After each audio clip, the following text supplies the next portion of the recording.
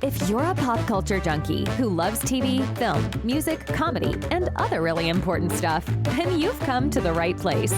Get ready and settle in for Classic Conversations, the best pop culture interviews in the world.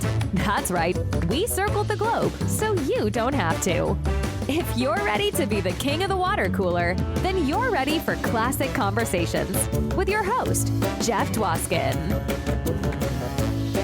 All right, Carrie, thank you so much for that amazing introduction. You get the show going each and every week, and this week was no exception. Welcome, everybody, to episode 180 of Classic Conversations. As always, I am your host, Jeff Dwoskin. Great to have you back for what's sure to be a legendary conversation that will soon be classic. My guest today, author, actress, legendary comedian, Rita Rudner. Rita shares a lot of stories, and we talk about her new memoir, My Life in Dog Years. You're going to love it, and that's coming up in just a few seconds. And in these few seconds, I want to draw attention to last week's amazing interview with William B. Davis. That's right, the cigarette-smoking man from The X-Files. Cue the music. I don't have rights to the music. Check that out. We talked about his book. We talked about acting, life, The X-Files. Amazing conversation. But don't check that one out till you're done listening to my amazing conversation with legendary comedian Rita Rudner. Enjoy. Hey everyone, I want to introduce you to my next guest, author of her new memoir, My Life in Dog Years. I'm so excited to be talking with comedy legend Rita Rudner. Welcome to the show. Thank you very, very much. And legend means I'm really old, but it's true. So that's good. We tell the truth here, right? This is a Only Truth podcast. Thank you, because I'm very truthful. So I saw you live with Dennis Miller. Oh, Dennis. Pine Knob Music Theater, Clarkston, Michigan. Wow. I looked it up. I Googled because I was trying to figure out what year it was. My best guess is that it was June 14th, 1993. Amazing. Ooh. It was so fun. Well, Dennis and I and my husband, Mark, and his wife, we were all really, really good friends. And I toured with Dennis a lot. And then it happened. We won't say what. Something happened.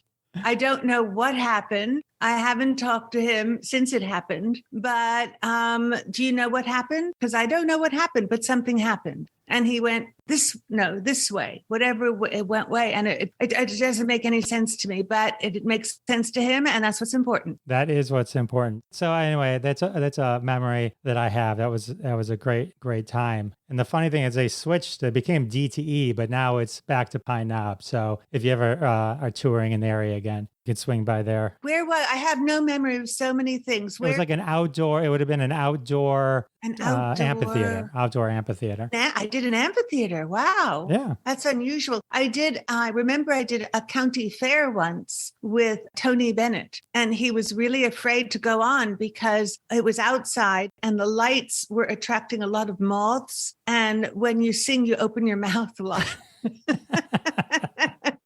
And he said, oh gosh, Rita, what am I going to do? I'm going to swallow a moth. But he got through it and he didn't. But it was scary. You know, I said, well, you could tell jokes because your mouth doesn't have to open so wide. But he said, I don't know any jokes. So that was me and Tony Bennett in the county fair. And it was good. I remember there was a cow carved out of butter. Oh. It was in a freezer. I've seen cows carved out of butter. Yeah, it was in a freezer. And there was a cow carved out of butter. And it was really cool. And I sent a picture home to Martin. And I said, Martin, I'm in a place where they carve butter cows. You haven't lived till you've seen a cow carved out of butter. You know, I've been doing a few of these interviews and I've left a lot of things out that you helped me remember, but I don't think it was necessary to talk about the butter cow. So I'm glad I left it out. Maybe we'll hit on a few more unique things. Your story, your life story is so fascinating. You're always such a go-getter at the age of 13, auditioning. I was such a headstrong person, and I don't know. You can't create that, and you can't stomp it out. It's just who you are at that point in your life for whatever reason. And I think because you've read my story and I think it was avoiding what was so tragically happening happening in my real life. And I wanted to go to another life. And I created that other life for myself. So that song in chorus line, everything is beautiful at the ballet. It was really, I think a lot of people go to things like that require a lot of dedication and energy to avoid things that they don't want to think about. Oh, I should be a psychologist. Not really. But I was so headstrong. I mean, I couldn't believe the things that my father let me do and the things that I did and the things I would never let my daughter do. Going off to New York at 15, right? It was 15 by myself. Yeah. I just packed my suitcases and my father took me to the airport and I stayed at a hotel for women, Barbizon Hotel for Women, which I mentioned in my book. And it was 4 months before I got my equity card and my first show going around the country in the musical Zorba with two people that I hope you know, Chita Rivera, who is, again, she's a legend, and John Raitt, who was a big musical comedy star. Sure. John Raitt, Bonnie Raitt's father. And I have Bonnie Raitt in my book too, because I was privileged to be one of the first people to hear Bonnie Raitt sing in person right before her album came out because she was visiting her dad on the road. How amazing was that? Yeah. And she was fantastic. And she's just one of my all-time favorite musical artists. And I do know who Chita Rivera is also. Chita. And she didn't like me very much, but I don't blame her. I was 16 and I stepped out in front of her at a curtain call and I fell down. And who would like a kid like that? But I apologized. That's so funny. So in your book, it's just one line in your book. There's only one line in my whole book? No, there's one line in your book that you dedicate to this, but I wanted to mention it. Oh, okay. And that's, you said early on during this kind of time frame, you did industrial shows. Oh, all the time. I had a guest on, Steve Young. Have you seen it's on Netflix. It's on maybe a bunch of places, but it's called Bathtubs Over Broadway. No. Okay, so it's an entire documentary. Steve Young worked at Late Night with David Letterman, which I know is a huge part of your story, but he was there for like 20 years. And during this time, he discovered industrial shows because the remnants of them were left behind as LPs. So Ooh. I know. So there's an entire documentary. Chita Rivera is actually in it because she performed in these shows also. They paid very well. Yeah, that's what it said. Like Martin Short, tons of people were in it. Oh, yeah, yeah. But Bathtubs Over Broadway, you'd love it. I bet you should check it out. It's a 90-minute tight documentary, but it's all about industrial shows. And what is it on? It's on, I think you can get it on Netflix. Netflix, I can do that. Can I do a little bit of my industrial show for you now? Because I remember some of it. That is exactly what I was hoping for. Okay, one of my car shows. I did many car shows. This was the Continental, the Comet, and the New Marquis, the Midsize Montego, and the Sexy Capri. And then there's the Cougar and the Great Mark III. More kinds of cars for more kinds of people. Did I name all the cars right? Continental, the Comet. Yeah. Continental, the Comet, the New Marquis, the Midsize Montego, and the Sexy Capri. Then there's a Cougar, more kinds of cars for more kinds of people. Yeah, that was it. And I did a lot of singing about Kraft cheese. Kraft's making it happen in Houston with ads that are selling them all. It isn't surprising with their advertising. They're running away with St. Paul. I'm sorry. It's in my memory bank and I can't get rid of it. I'm loving every second of this. You got one more? Oh, good. Yeah, no, this is awesome. It's a fascinating kind of hidden piece of American theater history that most people don't know about because they were never meant to be seen. Well, I only did it 1 year, but I did the Milliken Show, which was the huge industrial show for dancers at the Waldorf Astoria Hotel in New York once a year, where the stockings don't snag, tag, sag, or bag. They made the fabrics. So I did that one too with Juliet Prowse and Tommy Tune, as a matter of fact, and Dom DeLuise. I'm telling you, these industrial shows, I don't know if they still do them or not because it's a different world now. But at that point, between Broadway shows or between summer stock, if these industrials, they were very competitive and they hired really good people. So I was very fortunate to get so many of them. Yeah, I think they were huge during like the 60s and 70s and then... Well, I wasn't in the 60s, but I was in the 80s and 90s. And I did them mostly in the 80s, I'd say, because that was my big, 70s and maybe 70s and 80s. Yeah, because I stopped doing Broadway in the 80s. So it's probably the 70s. I was watching the documentary. Sometimes they spend more money than actual Broadway shows to put one of these. Like a corporation would spend millions. They're huge. I got flown I did a big one for TWA with Peter Sellers. They flew 4 people, me and 3 other girls, singers and dancers, to London. And we did it a show starring Peter Sellers in a big theater in the West End. And that's when I met Peter Sellers. It was because he's one of my, who doesn't love Peter Sellers? He's one of the all-time comedic geniuses. And he was in the dressing room, and the three other girls, we decided to go in and say hello to him because he was very, very shy. And we knocked on the door and said, we just want to say hello. And he was very polite. And he said, hello. And then he created all these different characters for the TWA, which was an airline. I don't know if you know that, a long time ago. And he was not allowed to do Inspector Clouseau, which was the only character that people were familiar with. And he was so good at characters that when he came on, people didn't know who he was. And they didn't know it was Peter Sellers. And it was a big bomb, and they spent $1 million, and it was nothing. And they had to throw it all away. Oh, my God. But that was that, to be flown to London, and we got to stay in a hotel for a week. And it was fantastic. That is amazing. So let's do more industrial shows. They were fun. I know. But you know what I do now, which I guess it's not really industrial shows. I do corporate events, which again, they're very difficult to do. I'm going to sneeze. Wait, maybe I'm not. I can edit it out. Feel free to. No, it's good because I like to, you never hear people sneeze in interviews. And I think it would be helpful to know that people are real people, but it went away. Where did it go? Anyway, that's not a joke for me. I'm not doing, where did the sneeze go? So, what's up with? What's up with the sneeze? No, not it.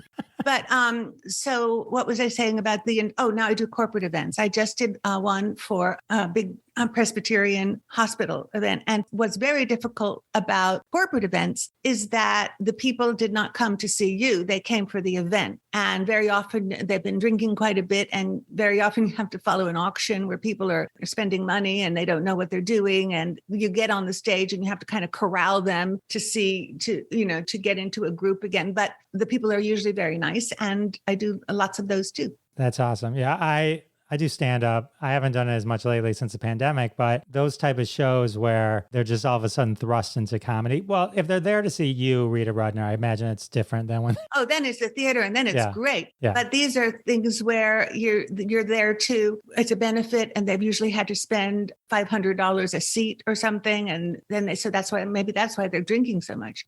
They want to get their money's worth.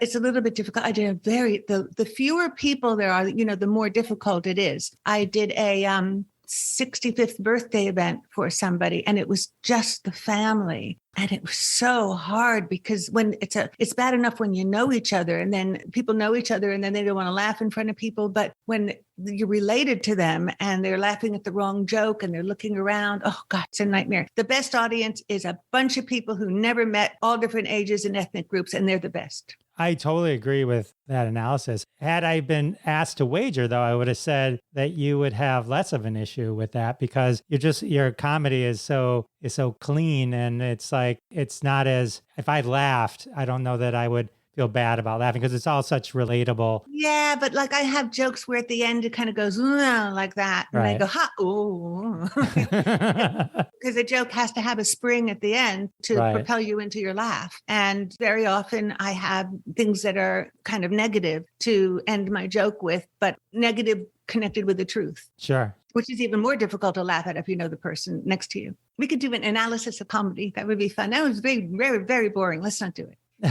It is interesting, though. It's just a whole. It's interesting. Yeah, it's a whole thing. It's definitely interesting how 8 Strangers could be a great audience at one point, the worst at another point. And like you said, if it's the mom and the grandma and because they're out because they're getting married. If it's lots of people with a mother and a daughter, and then lots of people who don't know each other and they're the best group. But it's also interesting when you get a group that's mostly female because the laughs are so soprano and there's no bass in them and they're just kind of off balance. And because sometimes I do like an afternoon luncheon for a women's group or something, and you need in there to kind of make it a full sound. So those are always difficult. That's really funny.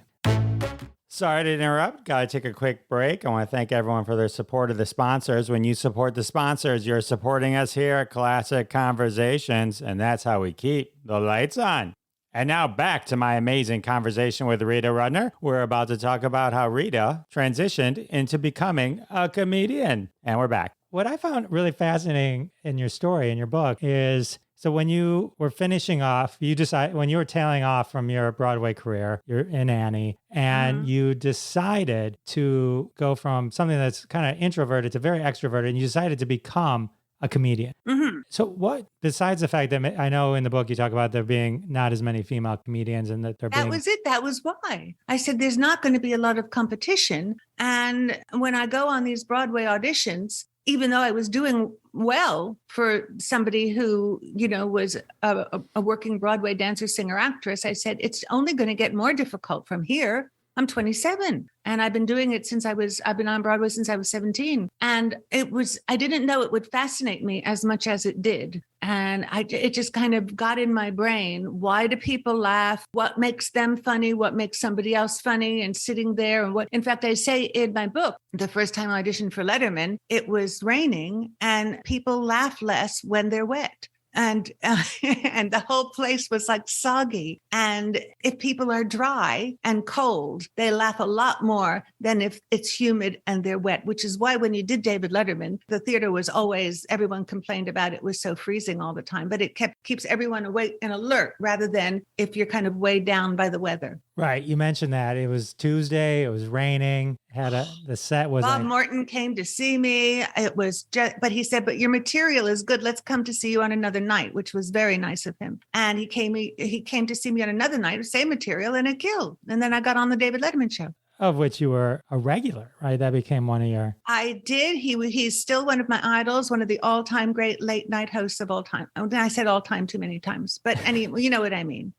I do. Yeah, I mean, he was iconic. David Letterman. There'll never be another David Letterman because he had that kind of easy, cool, nerdy professor, everyman. He had everything going on at one time. And it was just an incredible combination that he had that spoke to my generation. I agree 100%. I mean, there wasn't a time where we'd get together, we wouldn't do top tens and imitate things. Oh, everything. It's funny because I did with his girlfriend then, Meryl Marco, she's such a funny, funny woman. And we got to go to Boston together, fly together when we were doing a show in Boston and she was doing it. And she would go, it meant women are, and she said to one of my favorite Meryl Marco isms is, a woman's dessert is always located inside a man's dessert.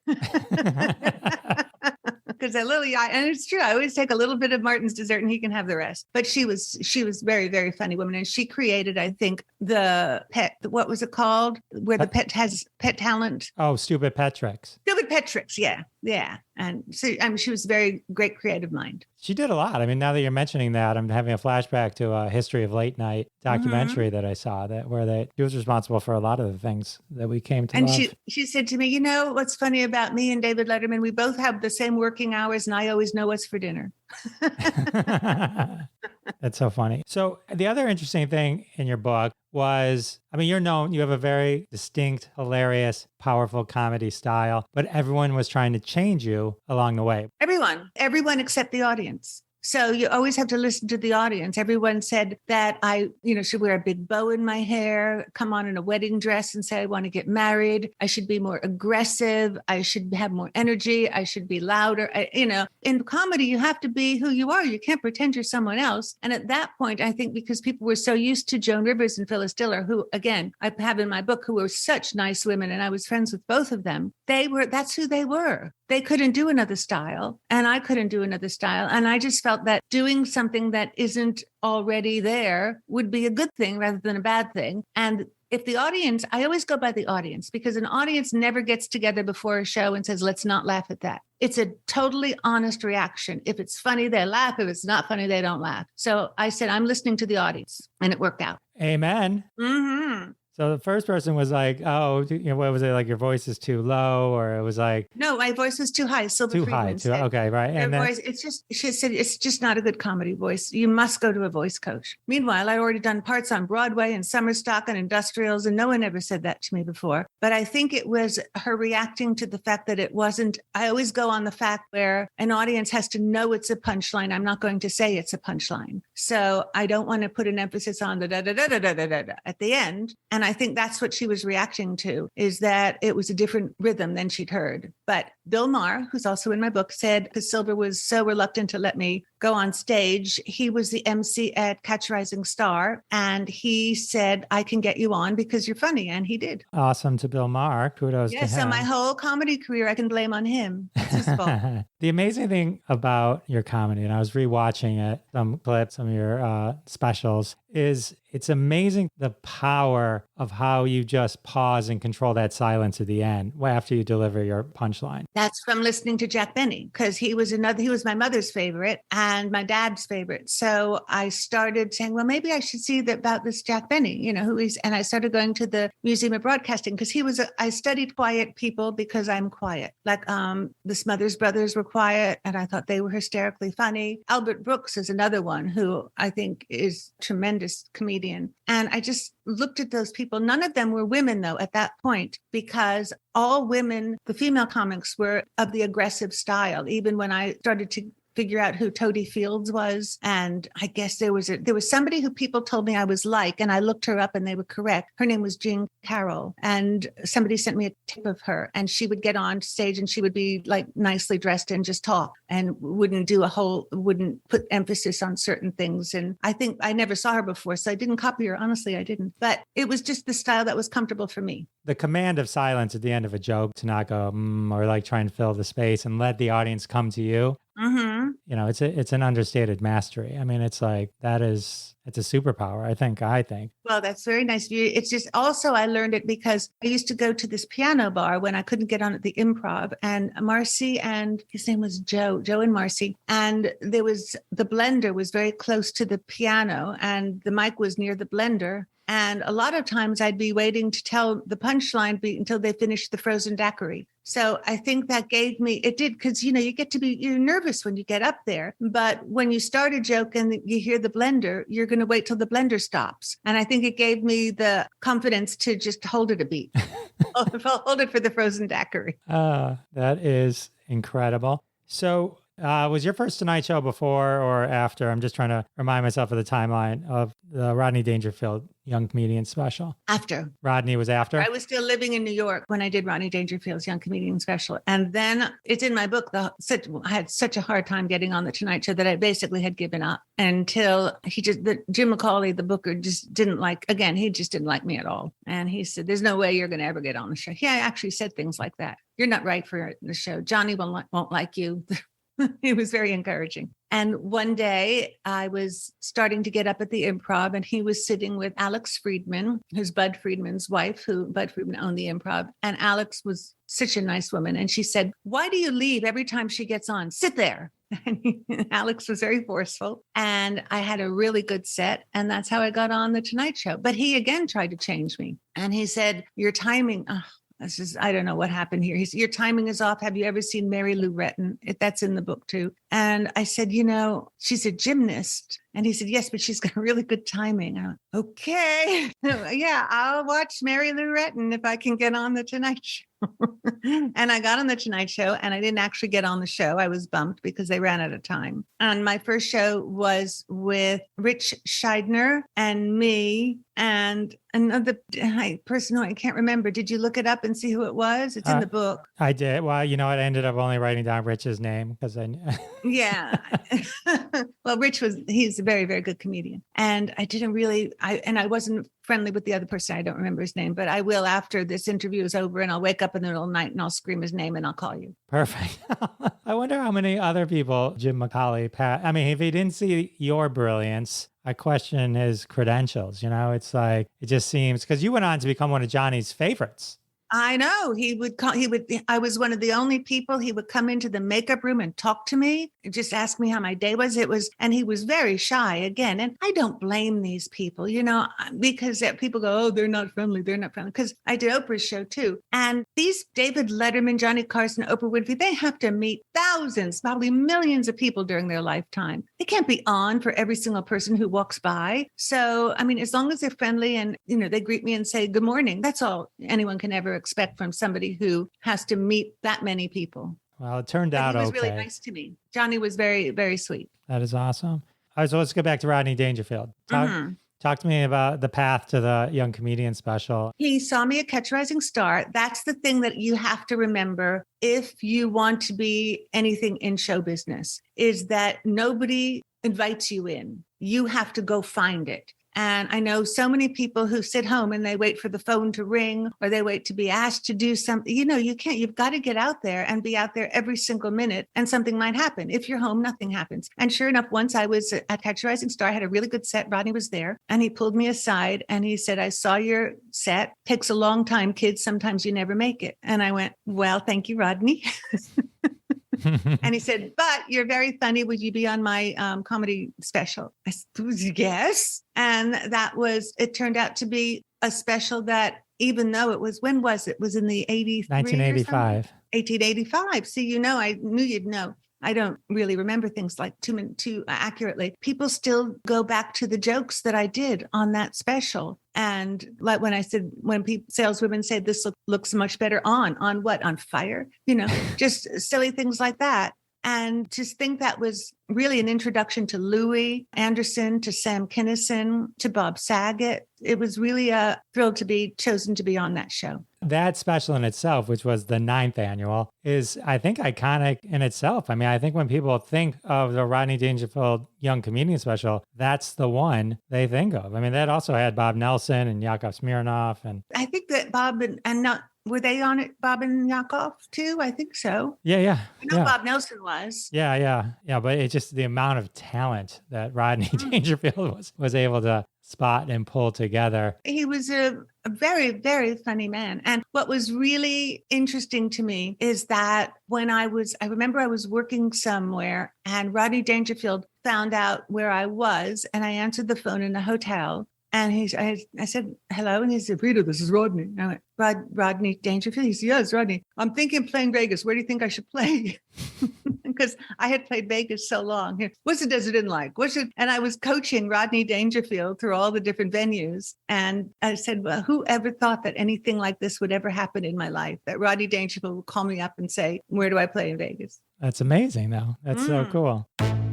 Sorry to interrupt this amazing conversation with Rita Rudner, but we got to take a quick break. And we're back with Rita Rudner, about to dive into how the Young Comedian special impacted her life. And we're back.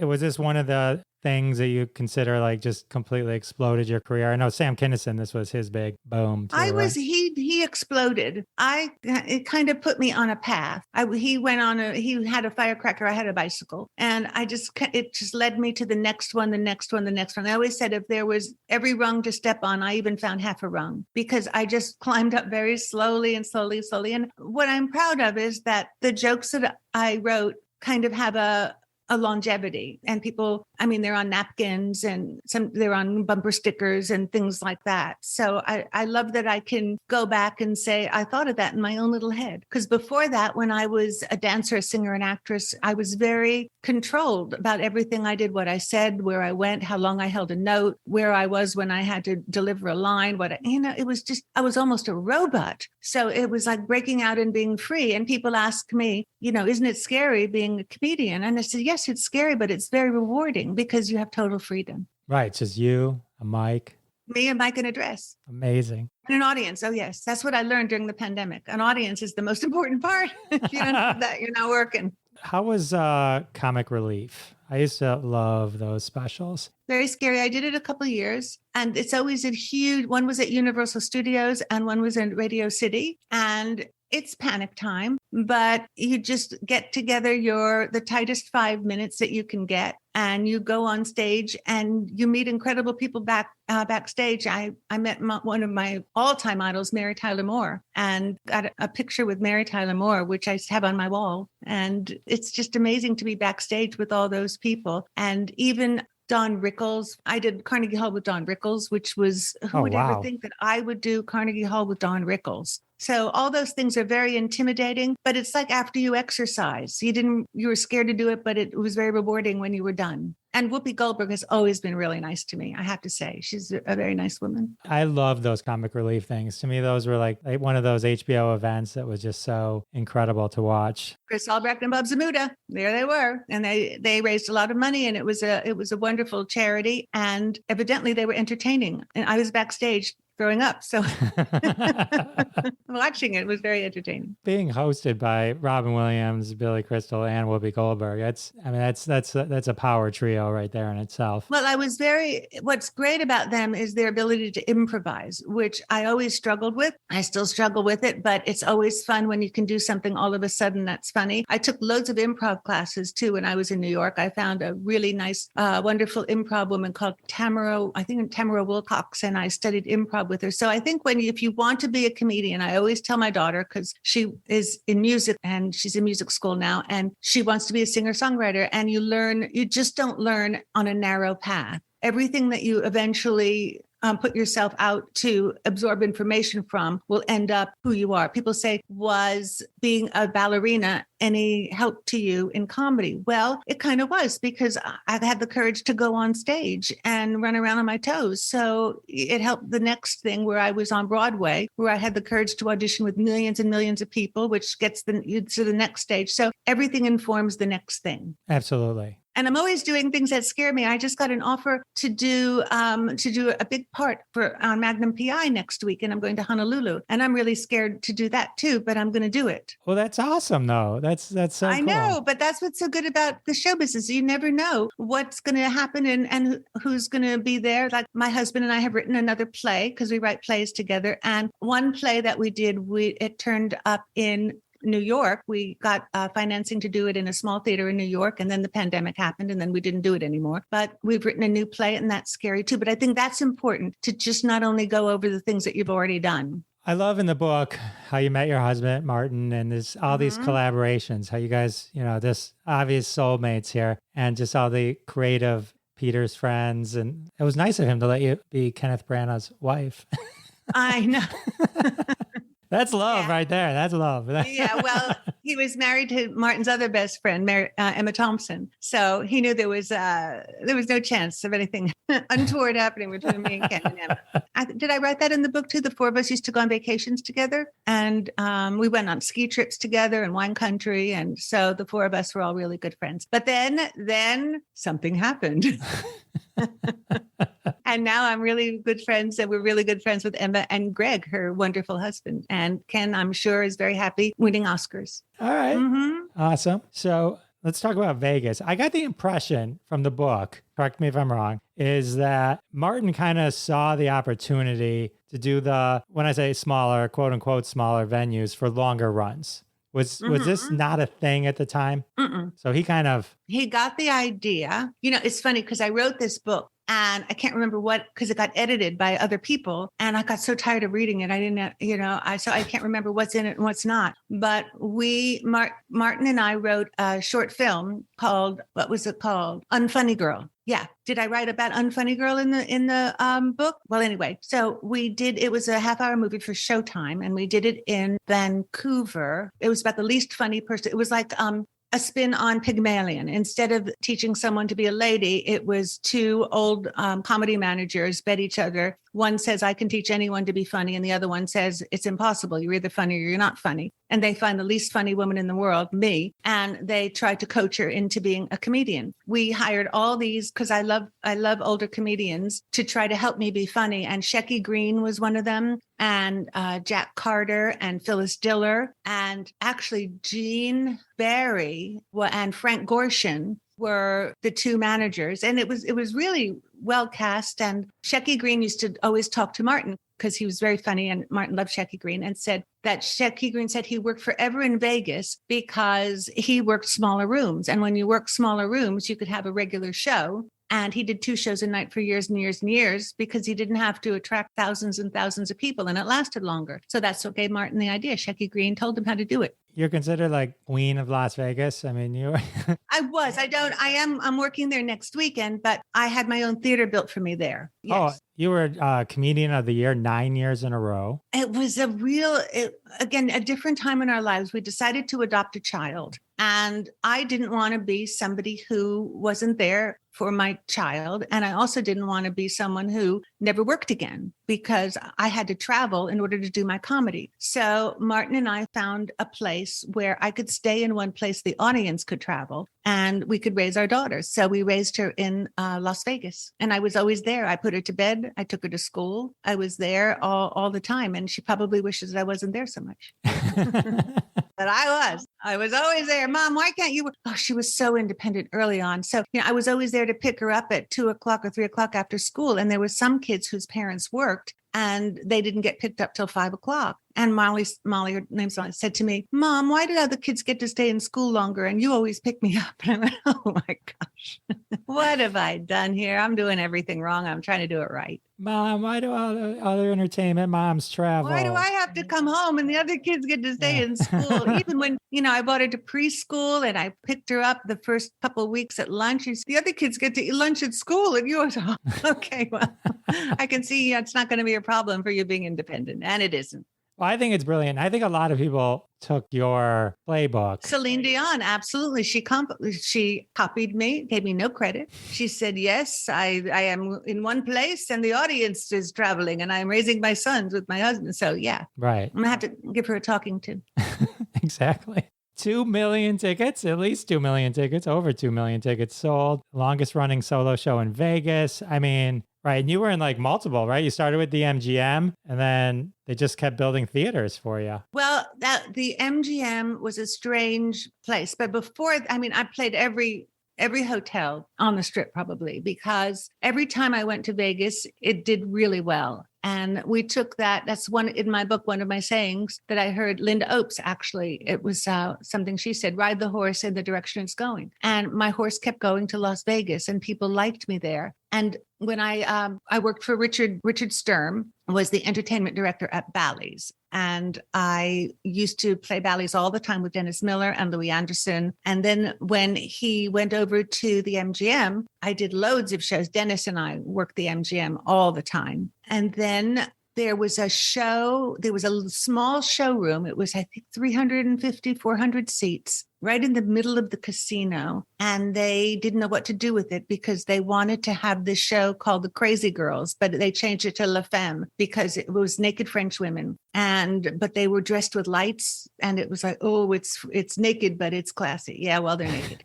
But so they were having trouble negotiating a contract. I said, one of the problems was dressing rooms, which is very ironic because they didn't wear any clothes. But and then I went into this room and started selling out, and it sold out for 6 months. And then the naked ladies, the naked French women came and they took over the theater. And the vice president of the MGM was made president of New York, New York. And he said, I'll build you a theater. Come over here. And I said, yes, please. And that's when Martin and I sold our house in Beverly Hills and we moved lock, stock, and barrel. We just changed everything. We left our furniture. We left our dishes. We took our cars because we had to drive. But otherwise, we just said, we're starting a whole new life here. And we adopted our baby and we lived in Las Vegas. And it was a very successful time for me. It's amazing. Mm-hmm. I love the part of the story where they offered you a headlining gig that you turned down with, I think it was with Richard Jenny, who's amazing. Yeah, but we were very good friends. I've seen him twice. And I remember when he was once at our the Comedy Castle, Mark Ridley's Comedy Castle. Mm-hmm. And they would tell me, they go, Jenny, he'd do like, I think even through Sunday, which was normally through Saturday. And he's like, he never did the same thing twice. He was one of those naturally funny people. Yeah. And I'm more of a studied funny person, but we worked a lot together. Martin took the two of us to Australia and it was me, Richard Jenny, and Larry Amorose. And we did a show in the Gold Coast and then in Sydney. And then Martin actually opened up a comedy club in Melbourne after that. So we're comedy here. What was the question? Let's go back. Oh, the question was the empowerment to say, no, a woman can headline without a man. Yeah. So Richard Sturm called, first of all, because Martin and I said, maybe we should just take a break because, you've worked a lot and let's figure out our lives from here on, whether we want to write movies, what do we want to do? And then we get a call and Richard Sturm said, would you like to headline or co-headline with Richard Jenny in the MGM theater? And Martin said, no. And I said, Martin, why did you say that? I like to work, and Richard and I are really good friends. And he said, it's time. You can't go backwards. You're your own person. And if you can't be by yourself, just don't work in Las Vegas anymore. You don't, because I had been headlining the Desert Inn and the Monte Carlo and all these places by myself. And he said, don't go back to co-headlining. That's the wrong thing to do. And sure enough, a couple of weeks later, Richard Sturm called up and said, be your own headliner and go into this. It was called the Catch a Rising Star Theater at that time. And we changed it to the Cabaret Theater. And that was the turning point for our lives in a good way. In a great way. Oh my God. Yeah. Because I got to be a mummy. That's so great. And I still got to tell jokes. In your book, I think one of the events you mentioned, the Las Vegas Woman of the Year in 2006, but you happen to mention, I think, that Danny Gans was there. And I had the pleasure of seeing him before he passed away. That was an amazing show as well. Well, he was another reason that it was signaling Martin that we should go to Las Vegas, was that Danny Gans, who was a very talented guy, but wasn't really well known, was sitting in one place in a smaller theater making a fortune. And he said, well, he's not even on HBO. You're on HBO. Let's go there. You'll be more famous. And I'm sure Danny Gans sold out his whole career. He was a huge hit in Las Vegas. And I did his celebrity golf tournaments. And then I called him up and I said, will you do the Woman of the Year for me? And he said, absolutely. And he showed up and he was terrific. I did that with him and David Brenner. Amazing. One of my favorite stories in your book, it's actually two stories, but I kind of linked them together. One was Debbie Reynolds showing up and calling you out for not calling her out during the show. But then the party that ensued after. And Louis Anderson. So Louis and I were working at Bally's together, and Debbie Reynolds was next door, and with Rip Taylor, who's a very funny comedian who used to flip his wig like this all the time. And she came to see my show, and I didn't know that she came to see my show, and I just did my show. And she came backstage and said, you didn't mention I was in the audience. I said, I didn't know. It's a tradition. Everybody knows. I'm sorry, I didn't know. She said, well, I have another tradition. We all get together after the show, and I play the piano and I sing, and we invite all the celebrities and all the other shows, and we have a big party. So I'll see you tomorrow night. I mean, she was a powerhouse, and I got to be good friends with her too, because she eventually opened up her own casino, the Debbie Reynolds Casino, which I helped her do a lot of promo for that when she opened up her casino. And she was just a bundle of energy, this woman. She was amazing. So Louis, of course, goes, yeah, let's do it. That sounds good. Let's do it. So who leaves? Who's the first one to leave at this party? Is Louis Anderson. Of course, my husband, Martin, who's Mr. Antisocial. I mean, he's behind the scenes, but he's not somebody who doesn't see. He's pretended he had a cold and he stayed upstairs. So it's me and Debbie Reynolds and Rip Taylor. And she's there, and then and I don't drink. I mean, I have a glass of wine sometimes. That's about it. And finally I had to leave. And there were some other people I didn't know, and people showed up and people left, and it was a big party. And then the next day we got the bill. And evidently Debbie drank. She had very, very good time, but she was such a talented woman. What a story. Talk about a life story. Oh my God. Amazing. Yeah. And I also I wrote for the Oscars with Carrie Fisher. Carrie Fisher was such a funny person. And that whole episode is very sad. Oh, very sad. Very sad. Yeah. Carrie was an amazing author. Everyone thinks of Princess Leia immediately. But her writing was amazing. Her mind was so skewed differently from anybody else's. And she was just a very, very funny, darkly funny person, which I love. So much so. So the other story in the book that I thought was a funny kind of bookend to the Debbie Reynolds was you at the Liza Minnelli show. And Liza Minnelli does call you out. I know, because Felix, I went with the president of the Luxor, because he was the one who built me the theater at New York. And he wanted publicity for Liza's show. And he said, come do it. And he told Liza I was there. And again, Liza, such a huge talent and so unique. And she got through the show and she was amazing. And then she introduced me at the end of the show as one of her very, very closest friends. And then I didn't know, did we put the picture of me and Liza in the book? I'm not sure. I think so. I think I can double check. And then Liza came out at the end, and she's just a different person. Her eyelashes were gone, and she was in a little bathrobe, and she was this little tiny person, but had this huge personality.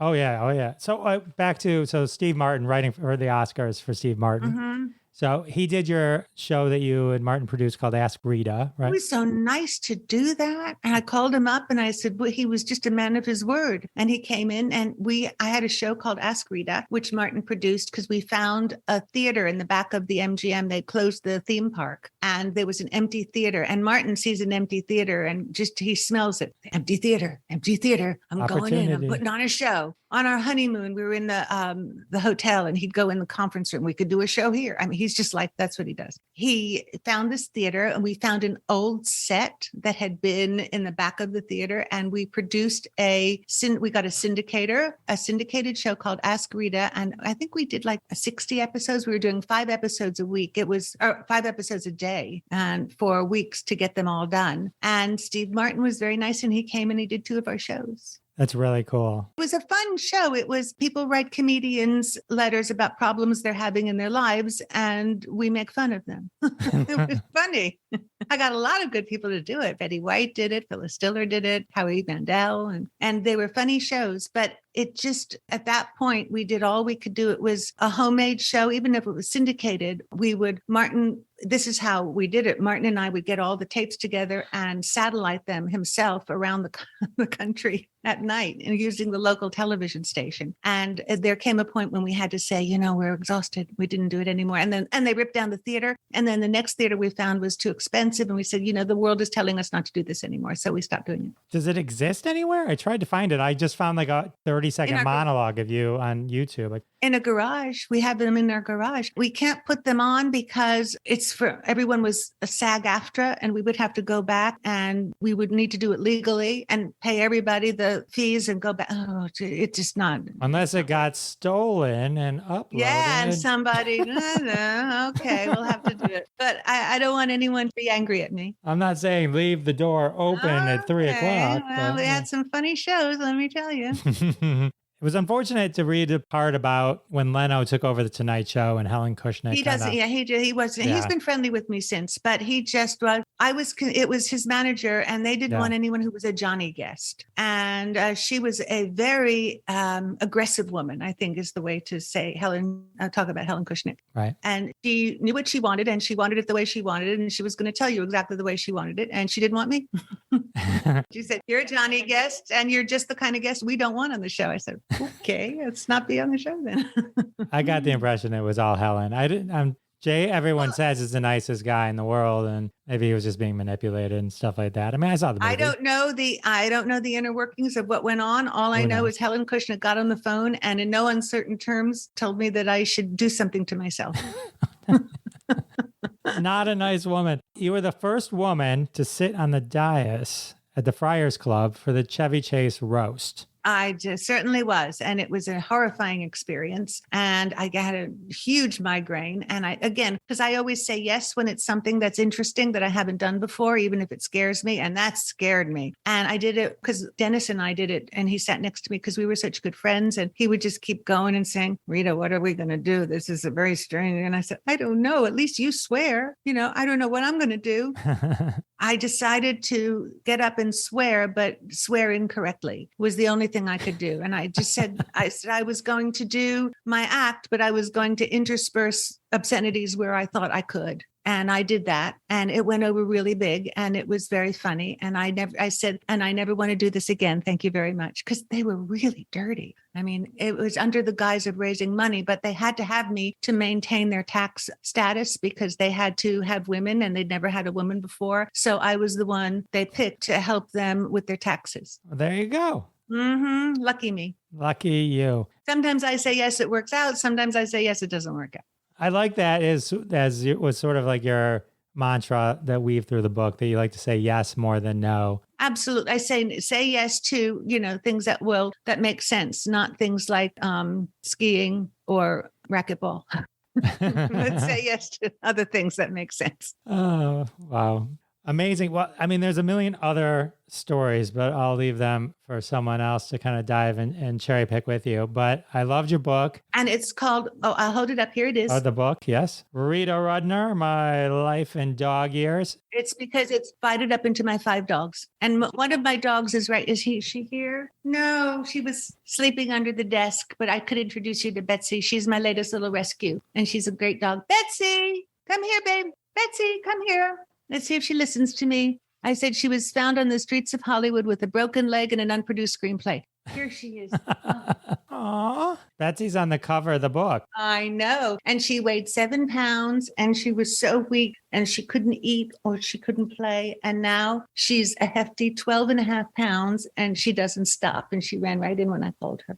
That's so I cool. always have to have a dog. And she's a little bit nervous. So I'm her emotional support human. I love how the book is broken up into the time that you have for your dogs, because that's so relatable in itself, just how everyone remembers the animals, whether it be a dog or any animal in that your particular life. But yeah, it was great. I really loved it. My dog is a little Maltese. I have a 4-pound white Maltese named Lola. It's always good to have a dog. Lola. Oh, I love that name. That's good. Doc Severance had a really, really like bulldog, like a bully bulldog that came in, and her name was Lily. And I thought that was such a good name for a bulldog. And when I did the Tonight Show, Doc Severinsen would always come in with Lily. Aw, I do love the story about how your one dog was part of your act for so many years. Oh, bonkers. Yeah. He played all the casinos. He's the only dog that I had who smoked a cigar and read backstage variety. He was born to be in show business. More stories. That's why the book is that's why all the writing's on all the pages.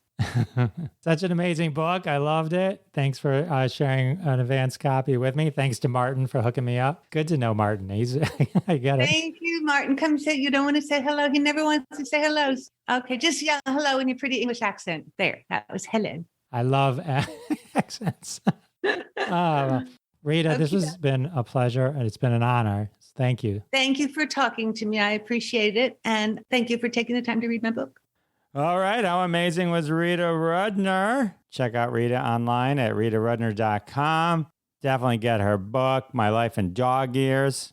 There's a lot of other books that Rita's written. You can dive into those as well. When Rita comes to your town, definitely don't miss the opportunity to see her live. One of the funniest people in the world. All right. Well, with the interview over, that can only mean one thing. That's right. It's time for another trending hashtag from the family of hashtags at hashtag Roundup. Download the free, always free hashtag Roundup app at the iTunes App Store or Google Play Store. Tweet along with us, and one day one of your tweets may show up in a future episode of Classic Conversations. Fame and fortune await you. This episode's hashtag is hashtag Broadway for Dogs, the ultimate Broadway dog mashup game. Brought to us by Sneaky Varmint Tags, a weekly game on hashtag Roundup. Obviously inspired by our amazing guest, Rita Rudner, who got her start on Broadway, who loves her dogs. Who knew there'd be a hashtag out there mashing them all up? Hashtag Broadway for Dogs. Tweet your own. Tag us on Twitter at Jeff Dwoskin Show. We'll show you some Twitter love. In the meantime, here's some hashtag Broadway for Dogs tweets for inspiration. Little Shop of Howlers. Little shop of howlers. Kinky Barks. Rock of Snossages. I can't see the color purple. Best in Showboat. These are some amazing hashtag Broadway for Dogs tweets. The Collar Purple. Hello Collie. Avenue Pew. My Fair Lady and the Tramp. Mutt Side Story. The King Charles and I. Hashtag Broadway for Dogs. We're not done. Damn Yorkinese. Fiddler on the Woof. Barefoot in the Bark. Beetlejuice. Mary Poopins. Weenie Todd. Aquargus Line. And our final. Hashtag Broadway for Dogs tweet. Chasing Cats. Oh, right. Go tweet your own hashtag Broadway for Dogs tweet. All these are retweeted at Jeff Dwoskin Show. Show them some Twitter love. Well, with the hashtag over and the interview over, it can only mean one thing. That's right, episode 180 has come to a close. Can't believe it just flew by. I want to thank my very special guest, Rita Rudner. And of course, I want to thank all of you for coming back week after week. It means the world to me, and I'll see you next time. Thanks listening to this episode of Classic Conversations. If you like what you heard, don't be shy and give us a follow on your favorite podcast app. Also, why not go ahead and tell all your friends about the show? You strike us as the kind of person that people listen to. Thanks in advance for spreading the word, and we'll catch you next time on Classic Conversations.